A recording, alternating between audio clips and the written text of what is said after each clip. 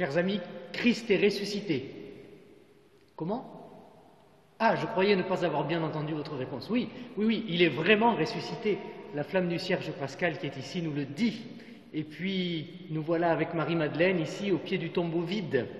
Et nous allons le rester toute cette semaine dans cet unique jour qui va se dilater dans l'octave de Pâques. Nous y reviendrons. Ce Triduum, ces 3 jours saints, qui n'en font qu'une unique célébration, comme nous l'expliquait le Père Michel, nous les avons traversés. Je sais que beaucoup me disaient au téléphone qu'ils les redoutaient, ces jours saints, que ça allait être difficile de ne pas être tous ensemble, que ça allait être rude d'être privés de la célébration du cœur de notre année liturgique en paroisse, et que nous vivons vraiment comme tel, comme cœur à Martigues. Pour moi aussi, ça a été rude, je ne le cache pas. Vous avez été privés des sacrements et de la présence de tous les frères, des prêtres, des diacres, des sœurs. J'ai été privé de votre présence aussi et de la famille paroissiale à laquelle je suis envoyé.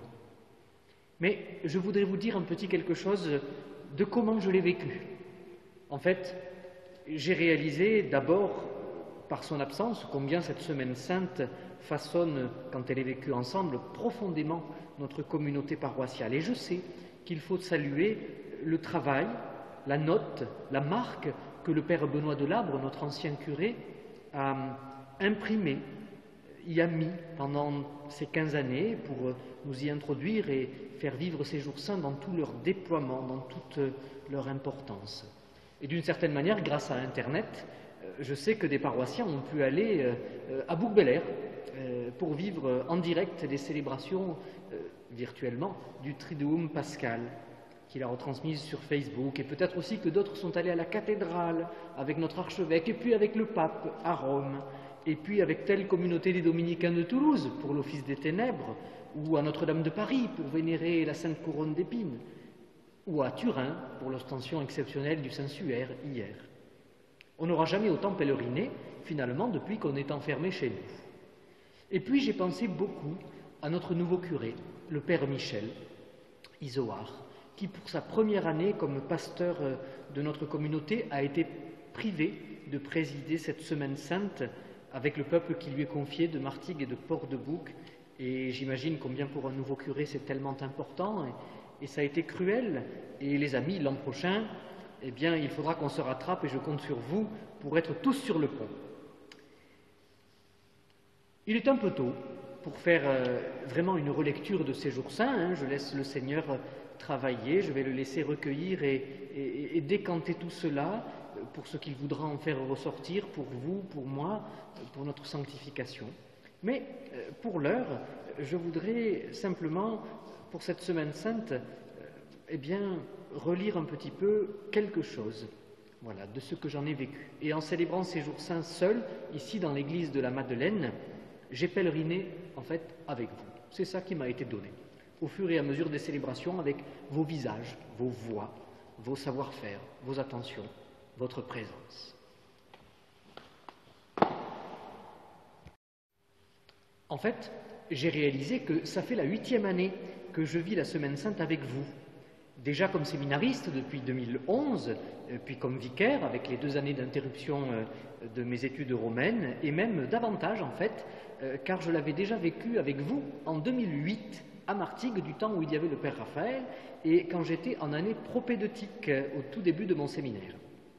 Alors, pour nous, cette Semaine Sainte, c'est évidemment beaucoup de prières, beaucoup de travail, des journées intenses et des nuits très courtes, de célébrations en temps de confession, de préparatifs en rangement, de déplacements entre les chapelles, les églises, de prédications puisées dans la prière, de rencontres aussi.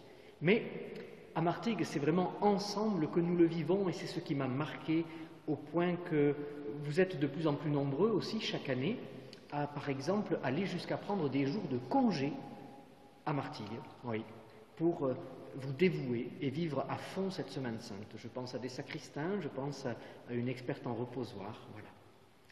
Et puis, en fait, chers amis, vous m'avez donné rendez-vous à chaque recoin de la célébration de ces jours saints. Je les ai vraiment vécus en communion avec vous, je sais que c'était bien réciproque pour tout le monde. Je ne sais pas comment vous avez fait, mais vous étiez là. Je ne peux pas tous vous citer, ne m'en veuillez surtout pas. Et puis d'abord, je ne peux pas énumérer tout le monde. Ensuite, c'est le secret de ma prière et que je ne vous dirai pas. Mais je voudrais juste vous en donner quelques petites effluves, comme ça, sans être complet. Et chacun pourra compléter d'ailleurs, ajouter des personnes, des impressions, des moments qui le touchent, qui le marquent, etc. Jeudi Saint, c'est d'abord que j'ai eu rendez-vous avec les enfants du caté et surtout les communiants, vous savez, de l'année, certains se font laver les pieds, et puis pour eux c'est une messe très importante, celle de la Seine, l'institution de l'Eucharistie, et puis j'avais rendez-vous du coup avec les catéchistes, tout particulièrement. Et puis ce dialogue entre le prêtre et un jeune enfant au début de la célébration, comme dans la Pâque juive, et puis la voix de nos choristes, avec Hélène pour tel ou tel chant, ou Bicaritas peut-être. Et puis le Père Louis et sa voix, sa présence, qui nous faisait traditionnellement l'homélie du Jeudi Saint, toujours très belle, et qui nous semblait chaque année être comme un testament. Et puis cette procession vers le reposoir de l'Annonciade avec le psaume 135, j'entends la voix de telle ou telle personne. Ah, ce reposoir. Et celui de Ferrières aussi. Que de travail, que d'énergie dépensée avec l'équipe chaque année plus nombreuse, des fleuristes, des bénévoles sous la houlette de Maryse, et puis de Vilma aussi, et puis André Gargaros qui coordonne toutes les installations, et puis tant d'autres. Et puis l'heure sainte. L'an passé, c'était Patrick Allouin qui nous a guidés dans la prière, c'était dans son nouveau ministère d'acolyte. Et puis vendredi saint, alors là c'est autre chose.